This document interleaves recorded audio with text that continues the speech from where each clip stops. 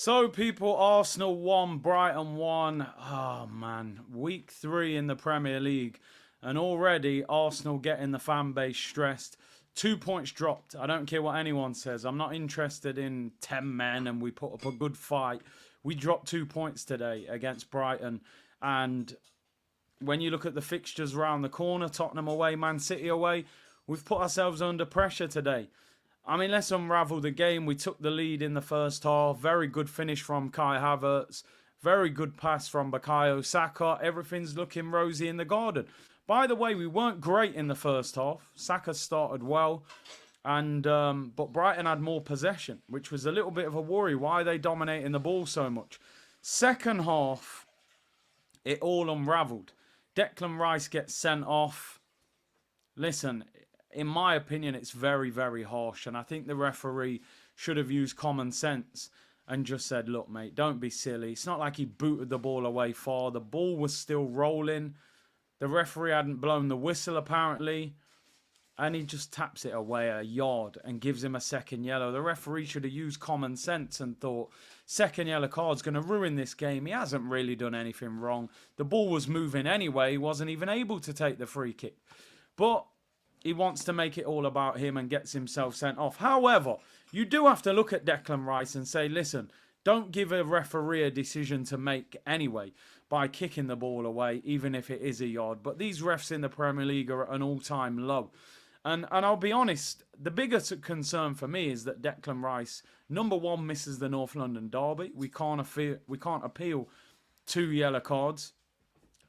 And can we start actually talking about the performance level of Declan Rice? This guy last season was one of the best number sixers in the Premier League. We're now playing him left centre mid in the 8 role. It doesn't work. He's not an attacking player. He's much better at winning the ball back on the edge of his penalty area and protecting us. Sort that out. He cannot play in this role. It doesn't work.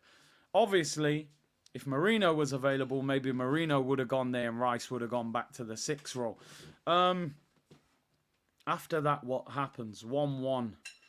The equaliser. The defending is absolutely shambolic. Lack of communication. Saliba tries to pass the player on to Ben White. Ben White runs past him. Then Saliba tries to recover. The gap between Saliba and Gabriel is too big.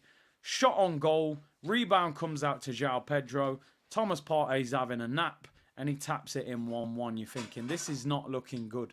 Mitoma ripped Ben White to pieces today. Nearly every time he had the ball, he went past him like he wasn't even there. It was light work. Mitoma is a very good player and definitely performed like his old self today. But then we had 2 of the best 3 chances in the second half. David Raya makes an unbelievable save. Half the goal to aim at. He does hit it a little bit close to him, but an amazing reaction save. How worrying is it, again, that we're talking about David Raya as man of the match? You should not be talking about your goalkeeper being man of the match on such a regular basis when you're supposed to be in a title challenging team. That is a worry and a concern, by the way. I thought Timber was solid again, but Timber comes off injured. Hopefully that's nothing major, but obviously a worry when you consider the injury that he's had. So the goal we concede is terrible.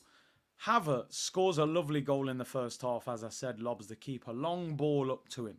Does a magic touch. Outpaces the defender. One-on-one with the goalkeeper. I'm thinking if he scores this, I'm going to go absolutely crazy. This is magic. Keeper saves it with his leg. Not a great finish. Saka doesn't hit the rebound well. And then Havertz trips himself over when the ball comes back to him. And for all the credit I give Havertz for a fantastic goal in the first half, you can't help but think, would a top quality striker have slotted that into the bottom corner and won us the game? I can't help but feel like he would have. And that's the frustration. He then does well in the build-up, plays a great ball to Saka. Saka's stretching. He doesn't make good contact.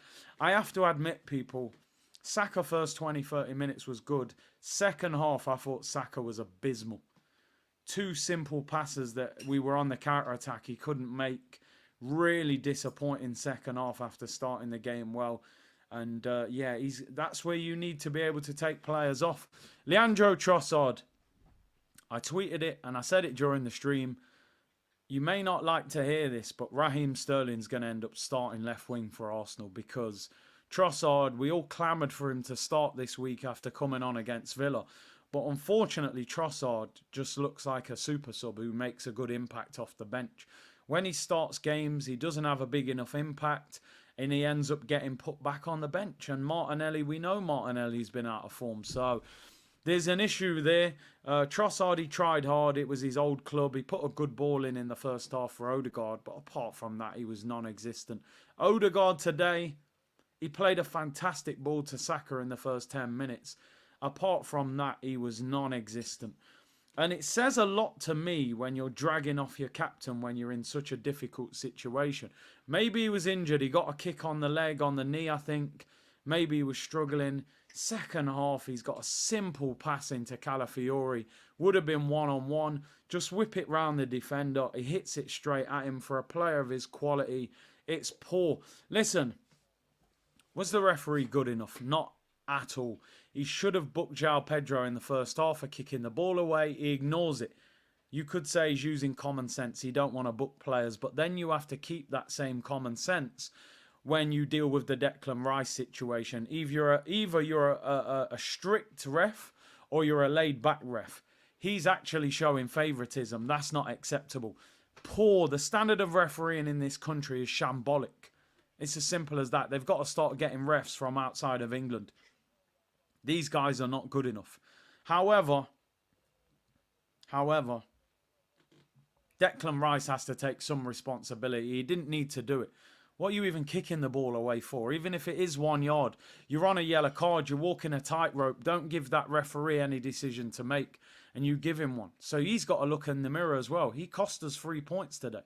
We win that game with 11 men. We could have even won it with 10 men. It's poor. He misses the North London derby. What are we going to go? Jorginho? I mean, he brought Zinchenko on in midfield, which is interesting. Maybe he will go Zinchenko and Thomas Partey. Thomas Partey, to me, looks like he's aged about 5 years. He's struggling to run. The speed across the ground is not there at the moment. And Mikel Merino, who was supposed to replace him, he's sitting in the stadium with a broken or a fractured shoulder. So, you know, international break. Some of you might come in the comments and have a completely different outlook and say, listen, against Brighton with 10 men for 40 minutes, it's not a bad point. For me, I'm disappointed. I think Manchester City beat Brighton with 10 men at home. I do. And that's the standard we're aiming for. I'm now concerned not just about Man City in front of us, but Liverpool behind us. They're going to put pressure on us. Tottenham and Man City next. If we don't beat Tottenham, all of a sudden, we're in a mini, you know, a little problem starts to occur if you don't win that next game and then you've got to play Manchester City away. I said it yesterday at the end of that stream. This transfer window was not good enough. I said I'm happy with Raheem Sterling on loan. I think it's a decent signing. But that window is not good enough. People have been rating it way too high. We didn't get the striker. We haven't got enough squad depth at the moment. We didn't get any creativity in to replace Smith Rowe and Fabio. And we're short in certain parts of this team. And today was the first time it's bitten us. I just hope this is not one of them games you're looking back on at the end of the season and saying, do you remember that Brighton game at home when we dropped points? Because we did that against Fulham last year and it came back to bite us. So for me, 2 points dropped. Poor ref, poor from Declan Rice, and poor finishing has cost us 3 points today. And listen, deflated. I'm actually glad there's an international break. I need a break from watching Arsenal, and it's only week 3, people. Let me know in the comments what you think. Is it the ref's fault? Is it Rice's fault? Is it the missed chances? Is it an accumulation of all 3? Why did we not get a striker? Or am I being too harsh on Havertz? He scored 1 goal, he missed the second one. It does happen, but at 1-1, it can cost you. Let me know what you guys think. 2 points dropped. It's going to be a long season, people. Strap on in, because this is a roller coaster. Take care, everyone. Bless.